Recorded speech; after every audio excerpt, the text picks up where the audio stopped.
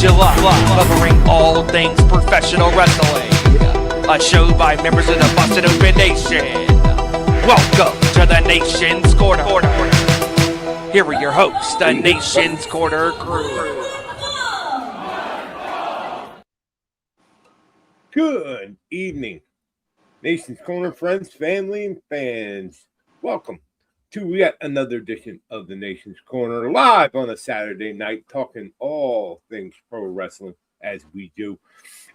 I am your host, John in South Jersey, and with me, of course, is my unusual cast of usual characters. Although we can't see him at the moment, he is all the way out in Monrovia via the Long Island Expressway. He is the two-time world's greatest grandpa. He is Mongrovian Mike. What? Surprise! On Oh, behalf shit. of Marina Shafir, I have taken care of some business, and now this is my casa. Okay. Ladies and gentlemen, in a swerve and a half, joining us all the way from Texas via the Long Island Expressway tonight, please welcome Vile, a.k.a. Dirty, in What's happening, Texas. Nation? I'll turn the reins over back to him. Say hi. No, say hi. no. Is Leave it. Braden Hey. and Lucas out there? Braden, Lucas, if you're watching, I miss y'all. I love y'all. Brandy, I love you. I'll see you soon. My boy Steven and Lucas. Without are out further there ado, too. here's Mongrovian.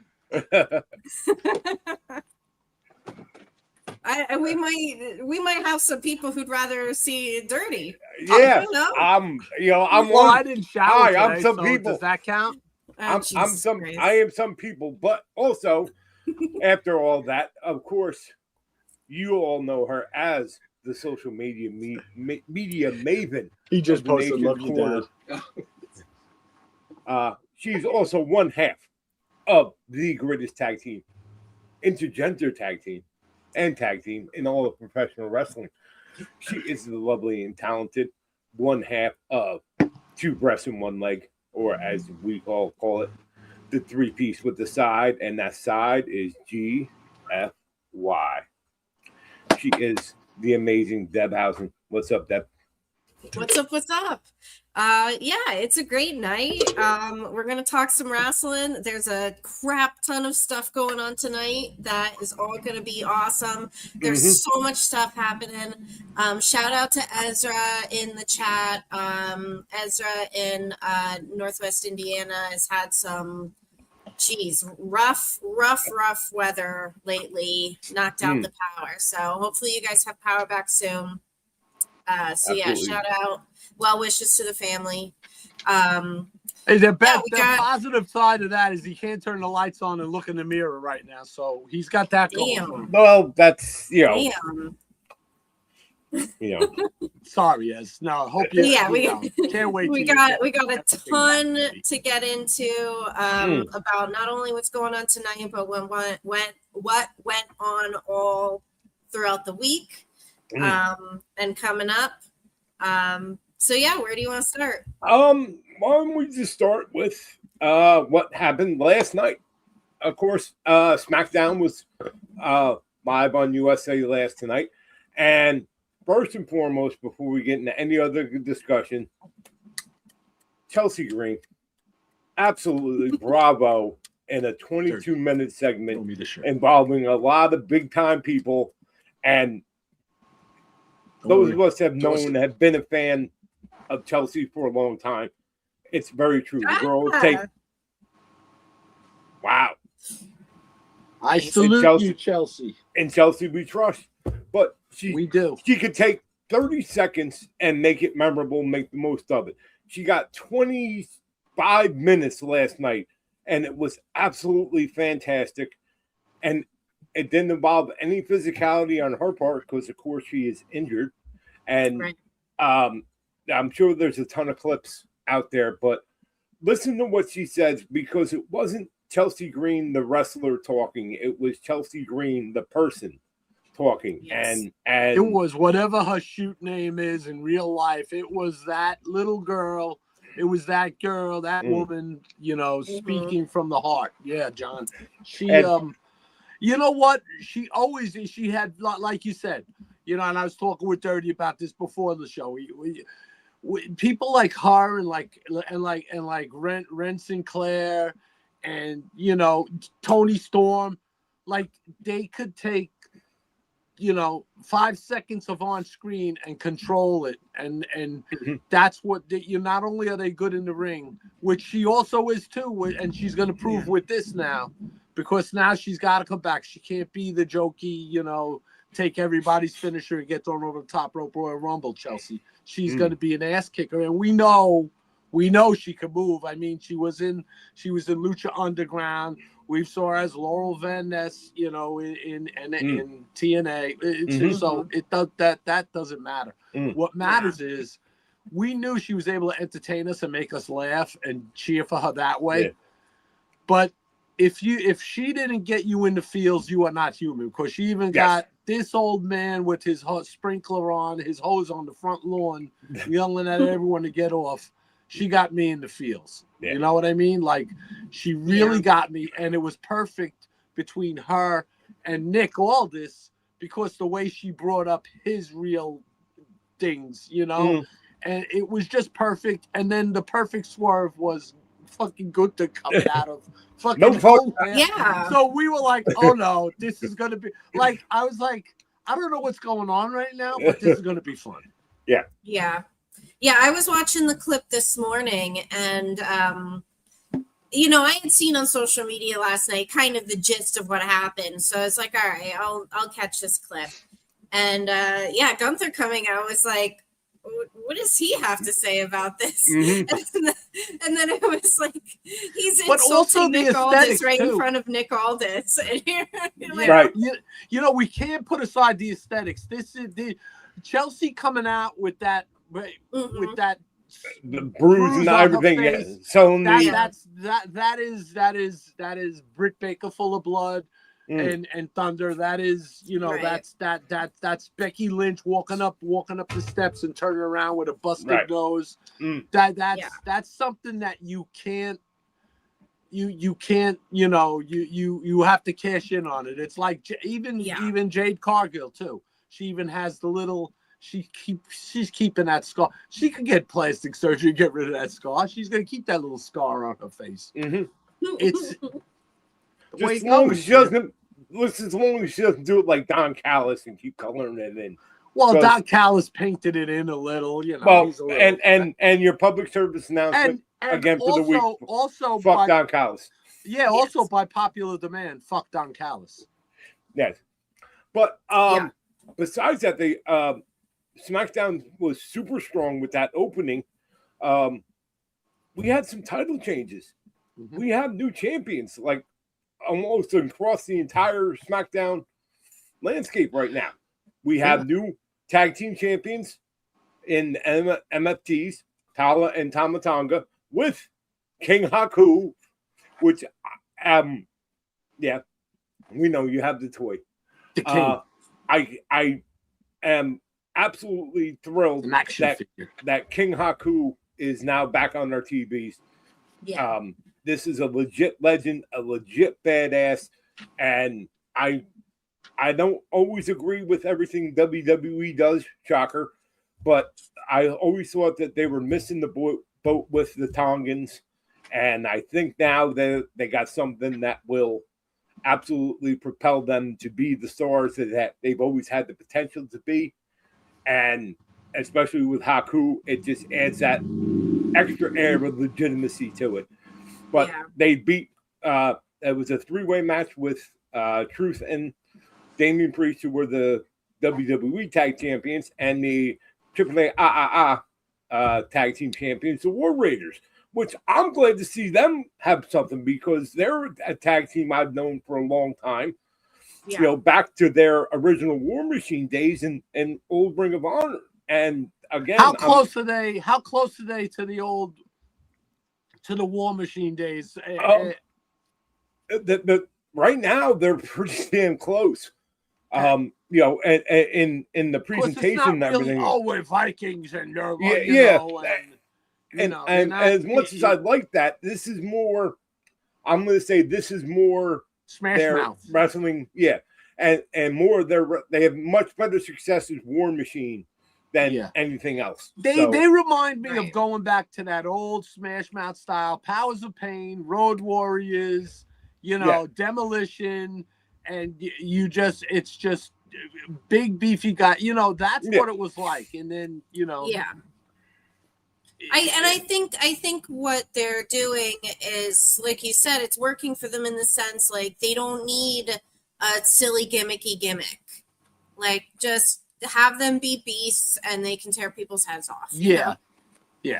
And they, it didn't help them when the name changed. First of all, they came over to NXT. The name change was awful. I'm sorry. Yeah, they weren't watered down in NXT. I would say they were more just showed the WWE wage on. Yeah, I mean, like on NXT, but they still had the Viking Warriors or whatever the fuck they were called. But they still had the war, and they came out with the chant, and then once they went up, it was like, no, let's change their name 5 times in 2 weeks. Yeah, and, it was so bad, and they were definitely less cartoony now. Yes, and they were definitely bit by the Vince McMahon bug back when they first came up. And like so many others we have seen, but fortunately, like so many others that we have seen, they are able to survive the Vince McMahon bite and come back and still be relevant, still be strong, still be popular, and everything else. And we also, speaking of championships, we have a new women's United States champion. It's not Tiffy time anymore, and depending on your viewing or your perspective, it may or may not have something to do with the aforementioned Chelsea Green. They are buddies, but there was a little bit of a miscommunication, maybe, but doesn't matter. What's done is done. We have a new women's United States champion in JC Jane. My girls, Fatal Attraction, all now have gold. Let's fucking So go. Do you want them to build this tension between Chelsea and Tiffy like they built up the tension between Saul and Zarya? Like, it took a long time, right, John? How many times do we think Zarya was gonna go and she didn't? Absolutely. We didn't want it, and it happened. What it happened, it happened. It is what it is, John. Sorry to get you pissed off again. But listen, I'm still mad over Zaruka. I really am. This guy still can't stand the poor Kiwi. Poor. She's still a dirty Kiwi. She hurt my. She's not even there anymore. None of them working. Both of them aren't there anymore. Years. And I'm still mad at what she did at Deegan. I'll never forgive her. ever, never. But yes, they could do that. But I don't think that they're going to be able to, just because if it was just Tiffany's champion and Chelsea did it, it would be one thing. Chelsea's champion. There's all kinds of a whole division is looking at Chelsea right now. So to kind of, and to what end? Tiffany doesn't have a title. Okay, so it sets up a title match between Chelsea and Tiffany. But I'm going to tell you right now, there's about 4 other matches I would love to see Chelsea have with other women first before that. So I we'll see. But I mean, SmackDown was really strong, and the kind of icing on the cake was we had a face-to-face with Punk and Kevin Owens. That was really, really good. Kevin Owens never, and he might not be known for it or recognized for it, but Kevin Owens is really, really good on the mic. Yeah. John, you don't say, nobody says too often, they'll go, that was a great promo between CM Punk and so-and-so. It's very, very rare where they go, oh, so-and-so got the better of CM Punk on the stick. Yes. Right. And I'd say KO KO'd him on the mic Oh, last yeah. night. And I completely agree with that. I did watch that clip, and I think, like, for me personally, I honestly am more interested in the KO part of it than the Punk part of it. Like, to me at this point, it's kind of seeming like all of Punk's storylines are the same. Like, you were a dick 20 years ago and you're still a dick. That's the So many storyline. people, but you know what? It tracks. And- it tracks with But every I think single person. KO Wait till they KO sign is one Colt person Cabana. that can make it better than that. well, And to me, I'm just kind of bored of the CM Punk thing, but KO is the half of it that's going to make me interested in seeing what happens. Well, I on that am- side, that means you're going to be rooting for KO because this Right. is one of Of those course I matches am, where yeah. where it's going to be a pretty 50-50 thing. I mean, depending on the location and everything, because there's still people that are going to, that love CM Punk no matter what.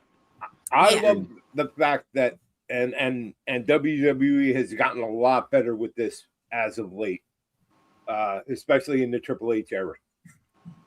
They're leaning into the fact that these two guys have history. They work together at Ring of Honor. They, have had interactions in the past. It's kind of the basis of the story of why Owens doesn't like Punk now, and it's 20 Right. years. But I'm so glad that they're leaning into that. Because if they could just set it up as those, I don't like you. Well, I don't like you. Well, okay, that's enough for a match, but Yeah. it doesn't Right. give you any investment because there's nothing to base it off of. Now we have literally in that one face-to-face last night, we relived 20 years of history between two guys that you cannot help not being interested and invested in what's going to happen next. And it's going to lead to a match, but you now have the why. And that's Right. always a Yeah. big thing with me. What is the why? And now we have it. I'm way more interested in KO and Punk right now than I am in Randy Orton and Cody Rhodes. Yeah. Way more interested. I saw a small clip of that, and honestly, like, I give them a little credit for trying to right the wrong, because, like, we were all invested in the Cody and Randy Orton storyline going into Mania, and it just got so fucked up that it was just it was a complete shit show. Everyone knows that. Right. They had to bail. A chit So show. now it's like they're trying to do a do-over, and like, all right, it got fucked Reset. up. Let's try it again. Reset, Pivot. do-over. Pivot. So I hope that they get it right. I hope that they can tell that story the way it was supposed to be done.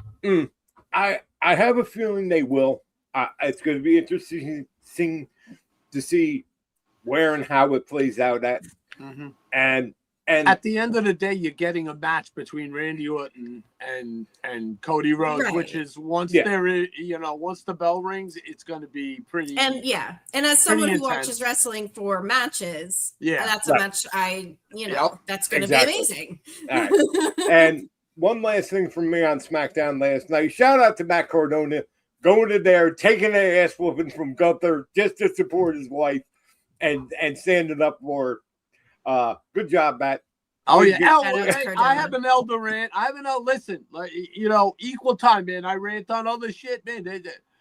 Gunther should have sold that nut shot a little better. You don't come back with the 2 power bombs and then celebrate smiling. Like, he should have at least, like, doubled over a little bit and grabbed his junk because it had to hurt. And that's that. I understand you come back with the adrenaline rush, but hey, listen, Deb, do I pick on other guys that don't no sell? Yes, I do. So Yes. there you go. Stop Damn. no selling. Just remember Gunther's where getting the it fuck this you week. are. Damn. You got kicked in the damn nuts. Right. It doesn't All right. tickle. Moving on. Again, Hurts. like, as Deb said in her opening, another jam-packed wrestling weekend. Where do you want to go next? Let's Home sweet actually home, no. let's actually go to let's start with AEW, because there's just a couple points that couple spots that I want to hit on that, and then we could talk about GCW. Okay. So yeah, tonight we got these 3 Continental Cup matches. Roddy Strong and Kyle O'Reilly, Shibata and Nigel McGuinness, and Brian Cage and Hechicero. They put out a little promo video earlier, just kind of, a little video package hyping up these 3 matches and the Continental Cup. I'm liking this Continental Cup thing so far. We talked last week how it was, seemingly modeled after like the FA Cup, where it's blind draws. So like I heard someone explain, like in the FA Cup, you could literally get like one of the best teams in the Premier League playing against like a 3rd tier team because it's blind draw. So it makes for, interesting surprise matchups. So yeah, I'm liking this format. If Moxley loses a match, does he lose the belt at that match? Yes, that automatically means he's losing the belt because he's out of the cup tournament. Right. Yeah. So these 3 matches we got tonight, So he has to, I'm sorry, Deb. So you know what? You explain this to me. I think you explain this to me every year, like I'm a child. This is like the first time they've been doing this. It's very hard to follow. This is almost like G1-esque to try and follow for me. Like King of the Ring is easy for me. This is hard. This is the first time they've been doing the cup like this, because the Continental Classic is like a standard bracket style. Yeah. This is blind draws. It's just a list of names, and it's a blind draw to see who the matches are. So I'm not going to be happy with this tournament unless I want to see Claudio have to face Mox, don't you? It's just going to come up to the blind draw. So this is the people that have made it to the quarterfinals so far. So, the 3 names of whoever wins the matches tonight on Collision. Yes. Yeah. I mean, well, So yeah, whoever wins on Collision tonight will fill in those 3 spots, and they will do blind draws for the 4 quarterfinal matches. So if Moxley loses any match, he's out. He's done. Right. He lost the championship, and then a new champion would be crowned. Oh, okay. So you don't know. I'm just saying it would be very intriguing if Mox has to face. Well, Claudio is the one. Yes. Like if I saw Mox was going to face Wheeler or Daniel Garcia, I'm like, I'm not even interested in seeing that.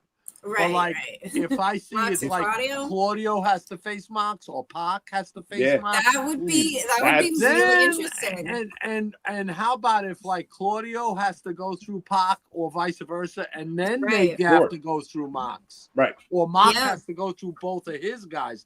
That would then maybe create a little dissension in the Death Riders, but also it would be really cool.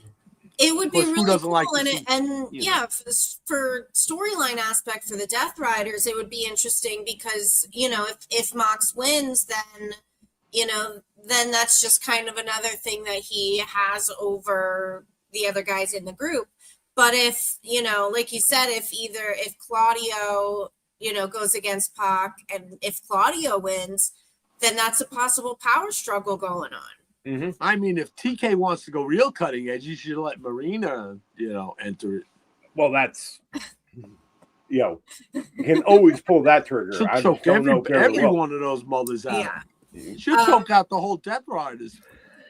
Yeah, look how much she hates you. She's the de facto. Do we have to remind you? We have to remind you? Well, listen, I just overtook I just retook Monrovia. The coup has been tamped. So yeah, so the other thing that I wanted to mention, other than the Continental Cup stuff, is we had this segment on Dynamite with started with the trios champs, Bandito, Brody King, and Hangman. Swerve interrupted. Good, the bad, and the ugly. That's all they're going to be called for me. You can choose which one's the good, the bad, and the ugly, but I'm just going with that name, and you can interchange whoever you think is the ugly, good, and the bad. It can go week by week. I can't say. Everybody's going to assume that Brody King is the ugly. I think don't- Brody King's a damn handsome man. I Exactly. agree. I think Brody King is a damn handsome man. Especially if he's in with arm's length of ripping my head off and peeing down my neck. Yeah. Yeah. So then the segment got interrupted by Ricochet and the Demand and Lethal Twist. So basically, what Ricochet was saying to Swerve is, he's down on numbers. He's outnumbered. He's like, this is a conversation between us in the trios division. There's only one of you, so get to stepping. And so that created a whole ton of speculation about, does Swerve need two partners? Is that where this whole thing is going? Who I don't know. Who would be in Swerve's past that he would team with? Who would you want to see, come out with, who would you want to see Prince Nana lead out? Well, the immediate speculation going across social media is that where the New Day comes in. I'm not so sure. I'm not sold. While I think it would be awesome for the New Day to come into team with Swerve and build the trios division, I don't hate that. I don't hate that, Deb. You know why? Because I totally want to see. I want to see Kofi and Xavier. I mean, whatever names they're going to use. Obviously, Kofi and Austin Creed. Yeah. Kofi and Austin Creed. I want to see these guys come out and be totally not the fucking New Day. If I may say. Like, yes, and I think that's the idea. I think they want to prove that they can still do something else. Like, they don't need to do the same gimmick they've been doing, and it worked. Everybody loves it. We all love the New Day. The New Day are awesome. Heels, so they know how to play the heel part. But I want to give them a little bit more. I think they should come out with a little bit more of an edge, a little bit more of a you know what? We've been waiting for a while to show what they've got. Fuck you. Yeah. And to be with Swerve would be a good fuck you. I wouldn't mind it. I like the idea of it, of Swerve and the New Day together. That. Yeah. Sorry. However, though, to me, I kind of want to see other things. I want to see the New Day on their own. I want to see them take on tag teams. And yes. I'm sorry. We got the Young Bucks.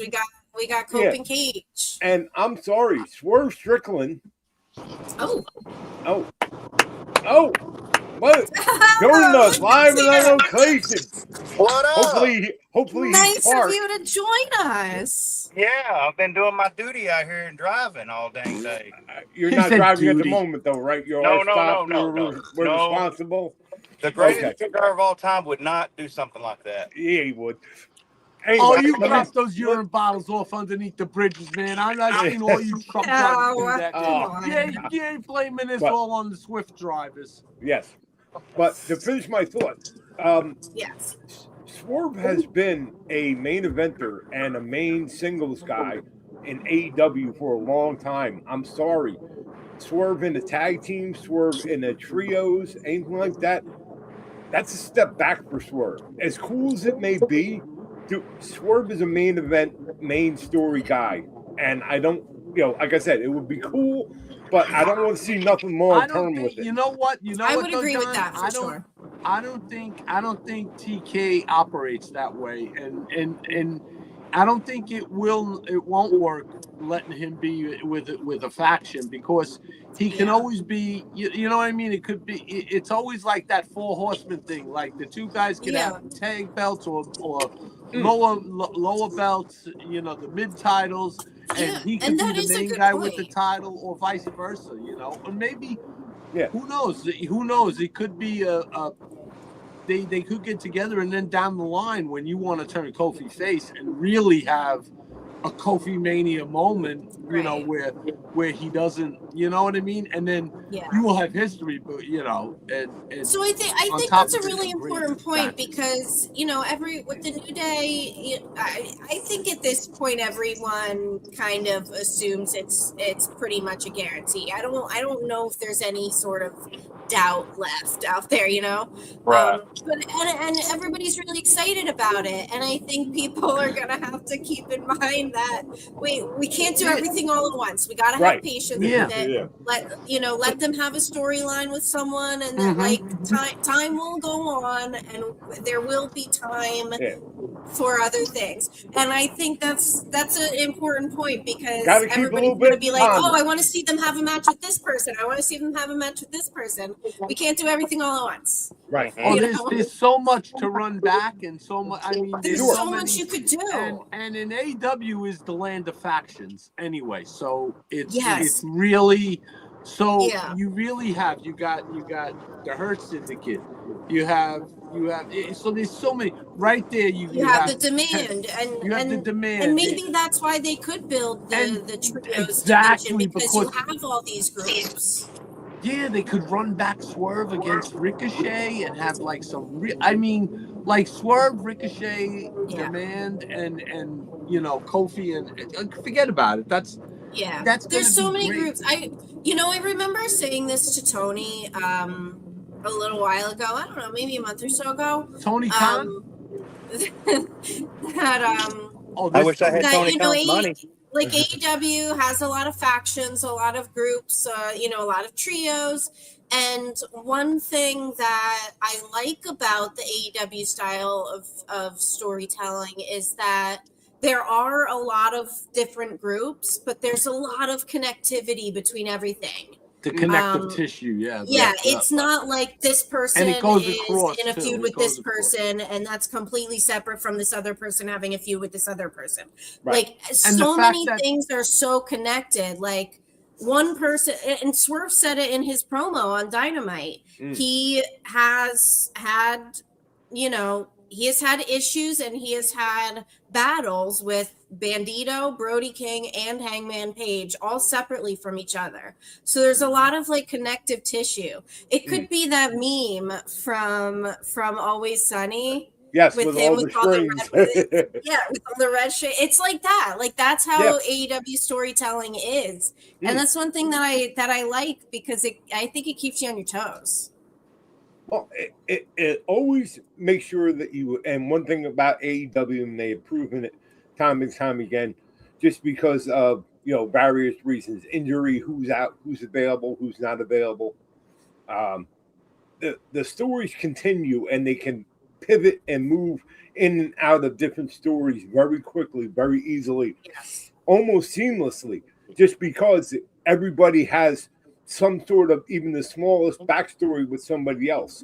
So you're never like, okay, we lost, Swerve got injured, so now we can't have Hangman Swerve because Swerve got injured. Well, now we can do something with Hangman, something else with somebody else until Swerve gets back. Yeah.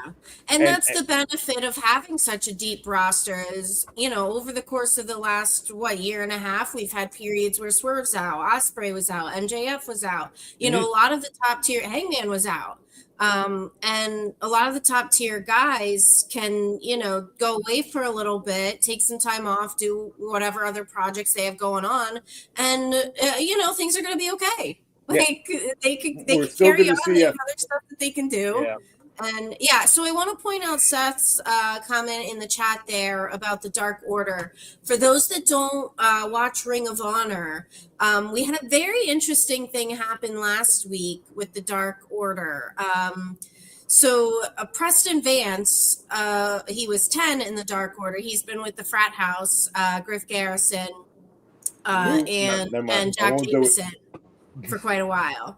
So they kicked Preston out of the frat house, and then who comes out to back up Preston is Evil Uno and why am I blanking? Silver? Alex Reynolds. Alex Reynolds, Alex yes, Reynolds. thank you. We have not seen Johnny Hungy in a little while. Yes, we haven't. We haven't seen Johnny Hungy in a little while. Actually, the last time we saw Johnny Hungy was in that backstage where they were, with all the bald people. Yeah. Where they did the backstage where all the bald people were like walking by. with Sean MJF. Page, Yes, Brian Yes. that's the Remsburg. last time we Yes. saw Johnny Hungy. Yeah. But yeah, so the Dark Order, they're doing something there. They have plans. They are doing Good. something. Good. So I'm very. I heard excited that Alan to see what Angels happens. is there too. So Yes. Alan Angels has been on Ring of Honor several times recently, so that's very exciting. So I'm interested. I'm interested to see what happens. that's from the dirty sheets. I Well- found information. Well, maybe finally we'll find out who the fuck Rick Harrison is. Who knows? Anyway, One comment I By want to the make. way, I just want to. I'm sorry, Tony. I'll go back. I just wanted John to know that Little Dirty is your biggest fan. So yeah, I know. yeah. He's my boy. Oh, he I'm knows. well aware. How you know? I How know. you know? 'Cause I Dustin know. Rhodes Sorry, would be Tony. quite interesting. Not gonna lie, I know Dustin Rhodes has been teasing his return. Sounds like he's good to go. Dustin Rhodes as the leader of the Dark Order would be quite interesting. Wow. That would Anyway, be. Tony. Anyway. Yeah, especially if he comes back and he's electrocuted. Anyway, I wanted to make a comment about what I saw when I first clicked on the show. I saw Dirty over there, Castle Monrovia, which great job, Dirty. Good to see you, brother, and hopefully I see you soon. Number two, people tend to forget about AEW. They tend to get impatient and they want something, they want it right now. But AEW is the alternative for a reason. They're not going to do things like WWE does. They're going to do their own thing, and that's what sets them apart from everybody else. Right. They're the alternative. So It's not even that, Tony. It's that they both have different ways of telling a story. That's just it. Because like we don't like when WWE rushes a storyline too. We go like, why are these two having a beef? Yeah. But when they turn around and they explain to you, Kevin Owens is back for 2 weeks and now he's facing CM Punk. At least there's something there. It's not like they're just hotshot. It's not like Goldberg coming in and taking the title off of freaking KO back in the day. It's a lot different, but I understand exactly what you're saying is true. Yeah. Yep. AEW style of storytelling is like, yes, of course there's promo segments, there's video packages, there's all that same stuff. A lot of it happens in the ring too. But yeah, a lot of the story beats happen during matches over the course of multiple matches. They don't just treat the match as the end conclusion of the story with only talking segments leading up to it. Yeah. They treat the matches as the middle part as well. That things happen during the matches that carry you on to the next part of the story. Yep, you gotta listen to what Nigel is telling you, what Shivani is telling you, because just like Corey and everyone else there, Michael Cole, they're explaining the story to you too while it's happening in the ring. Just listen. They're filling the gaps. Yeah, if there's criticism to be had, it's only because they're younger and everything, so they have to. But they all learning. But sometimes it's a little speed. Sometimes like let something breathe instead of having Excalibur telling you what's coming up on the next collision. You know what I mean? In under 30 seconds. That's all minor shit to me. Yeah. Yeah. It's just one little tweak I would like to see them make is when they do backstage segments. Sometimes the audio from the crowd in the arena bleeds over too much into the backstage segments, and it makes it hard to hear what the wrestlers are saying backstage because you hear the audio from the crowd in the arena louder. So it's their audio. To me, it seems like it's their audio because you want the crowd you want to hear the reaction, but you don't want it to be louder than that. You can't hear what the wrestlers are saying. Yeah, you want to hear the audience overtake and say Swerve's house or whatever, in the back. Or do you want to hear? You don't want it. First of all, you don't want any of Don Callis to bleed anywhere. You just except from the head, and you want to hear the audience there. You want them to overpower that. He don't have shit to say. Yeah. Well, even go back, we've discussed it many times before. AEW's product and their delivery and everything has definitely matured as they've gone on. Before it was, at first it was, Even we're their going to give biggest you critics have everything, said that. So everything in the first 10 minutes, and then give you a second to go. And here's another thing. And it was that frenetic pace that they never did let anything breathe. They just went from action to action to action to action, promo, match. And they have certainly now learned, yes, you still have an engaging show for 2 hours and change every Wednesday night. But you're definitely seeing that they are putting beats in that, where you get changes, where you get story changes, different stories coming off, that it's not just one story that we're going to cram down your throat for an hour and 10 minutes. Here's an example. Can you imagine see the way Chelsea came out last night and everybody thought she was having to give the title back or whatever. That was the Swerve part. Right. Everyone knows that she was injured and there was a chance that she might have to relinquish the title pending medical treatment, whatever. Thunder Rosa had the same thing. She never had that in-ring in front of the whole crowd. We've talked about it before ad nauseum. I know we have privately. It's always been stuck in our craw with that. And that's the difference. If she had to relinquish, if she came out and cut that first promo without being interrupted and just had that audience chanting for her, that would have been so much better for her and for that title. But these are things you learn. It's growing pains. I think that they've learned a lot of lessons from mistakes. Even just one example, not only that, but one example is, when Hangman beat Mox for the title at All In Texas last year, they didn't give Mox a break. And in the long run, that was shown to kind of be a mistake. And I think that they've learned from that. And you can tell because pretty much since then, like a lot of the champions that have lost, they take a few months off. Yeah. Deb, what do I always Hangman, Darby took a break when he lost. MJF took a break when he lost. Tekla's on a little break now that after she lost. So they learned that lesson and they're doing better. And wrestling nowadays, they can do that because and like I said, what do I always tell you about Mox? I said I have no problem in between the bell. I may have a problem with some of his crazy word salad promos. Okay. That but my problem was that really happened then was when he didn't leave, like he automatically came. I get it in hindsight. Like Hangman has to have it totally was like Hangman was neutered to me as in a story wise and it didn't make him look good, like even though he lost the title pretty soon after that, but it would have been better because I always tell you what I say: absence makes the heart grow fonder. Except if you're Charlotte Flair, then the fans have to hate on you till you have a nervous breakdown. But fuck them fans. Anyway, as Deb said, they learned something.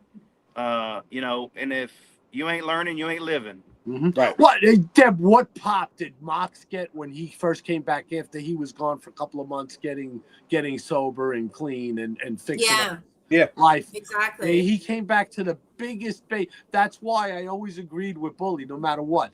Mox is a baby face, and it's like he one is, week and especially because are you over a time heel? he's Are you earned a the baby respect. Face? Yeah, sometimes it's like I understand there's that Stone Cold-esque kind of thing, The Rock. It's always been that way. Since NWO, really, like the bad. We do heel shit, but this is different. Like Mox is too much of he's just like a working class. There's a reason why the AEW fan base calls him the ace of AEW.